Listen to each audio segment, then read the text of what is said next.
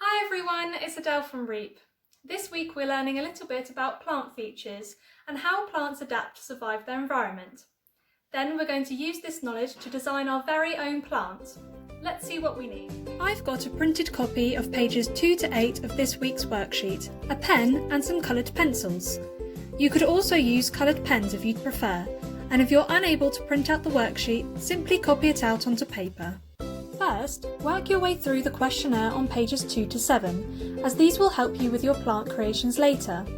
There is no right or wrong answer, but do make sure your choices are consistent. For example, if you choose to use a rainforest environment, like me, the climate will need to be hot and humid, and as a result, so will your plant adaptations. The colour and shape of your plant is then completely up to you.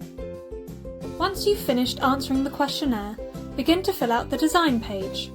You can include a more detailed overview of your plant using the subheadings provided. I named my plant Adele Caleum. Caleum means sky in Latin, and I named it this because it will climb the rainforest trees towards the sky to reach sunlight. My plant will also be leguminous, so it will produce small pea pods for rainforest animals to eat and spread the seeds across the forest. Now comes the really fun part. Draw your plant. Why not also give it a background so you can see how it lives and grows in its natural habitat? Add some colour and make it really stand out.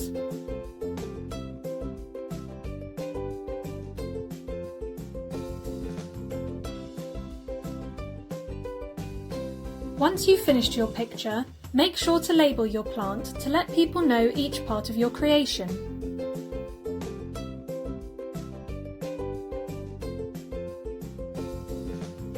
I hope you enjoy this week's activity and managed to learn a little bit more about plant features and their adaptations, and of course, enjoy designing your own plant too. Please share your creations with us at REEP by tagging us on Instagram and Facebook. Bye!